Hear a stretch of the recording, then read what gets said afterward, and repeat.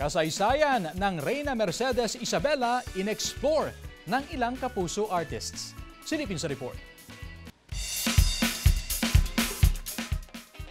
Sa puso ng probinsya ng Isabela, matatagpuan ang isang bayan, duyan ng payapa at makulay na nitong kasaysayan, ang Reyna Mercedes.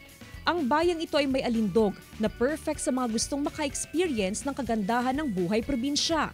Kaya naman mula sa Maynila, bumisita ang kapuso artists na sina Tom Rodriguez, Christopher Martin, Lexi Gonzalez, Josh Ford, Marian Isabel, Chloe Redondo at Pepita Curtis.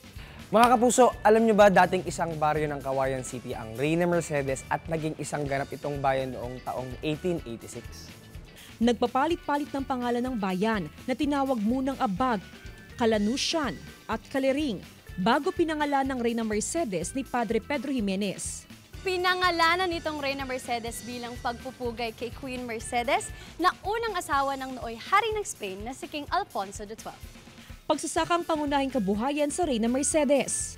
Bahagi rin ng bayan ng rice granary ng Isabela na kilala naman bilang sa isa sa pinakamalaking rice-producing province sa bansa. At hindi lamang palay ang pangunahing pananim dito sa Reyna Mercedes. Kabilang na rin ang mais at tabako. Maliban sa mayaman nitong kasaysayan, may iaalok din ng bayan ng ilan sa magaganda nitong pasyalan.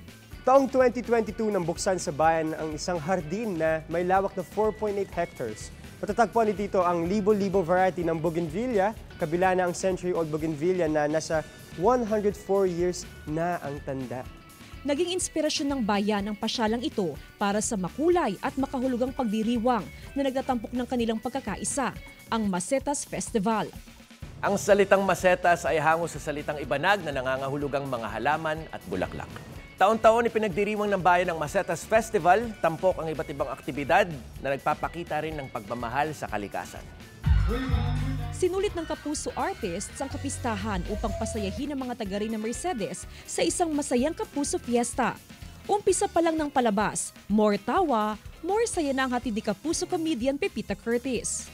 Back-to-back biritan ang baon ni kapuso singers Chloe Redondo at Marian Isabel. Sobrang nakakatuwa yung warm Tanggap! welcome sa atin. Sobra. Apaka-init talaga. Tsaka, alam mo yun, sumasabay sila sa Oo, event nakikijump natin. talaga sila sa atin. Tsaka ang dami palang mga singer, no? Totoo! Ang ex-PBB housemate at Maka cast member na si Josh Ford, game na hinarana ang crowd. At ibinida pa ang kanyang Tito dance moves na kinaaliwan naman ng fans. Sobra po sila nag-enjoy and I enjoyed too kasi iba yung energy na pinakita nila sa akin. So I was really happy na masarap at warm nila ako ni-welcome.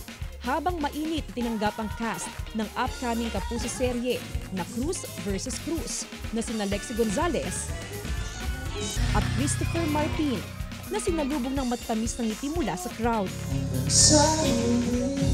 Ang saya kasi alam nila yung mga kanta. At saka sinabayan talaga nila kami, yung energy din nila. At saka ramdam ko na aabangan talaga nila ang Cruz versus Cruz. Iba yung init pagdating namin, may umaulan dito sa Manila, di ba? Mas mainit pa yung pagtanggap ng mga kapuso natin, mga kapuso natin sa Reyna Mercedes. Mas lumakas ang hiyawan nang makapiling na ng kapuso fans ang kanilang idol na si Tom Rodriguez. Gustong magpasalamat sa mga taga Reyna Mercedes at sa buong Isabela dahil winelcome nyo kami dito at ang ganda sobra ng Isabela. Natapos ang palabas na baon ng mga kapuso ang hindi malilimutang sandali kasama ang kanilang mga idolo. Ang Masetas Festival ay hindi lamang pagpapahalaga sa mga halaman at bulaklak, kundi sumisimbolo rin sa kanilang pag-asa, paglago at pagkakaisa bilang isang bayan. Jasmine Gabriel Galban, One North Central Luzon.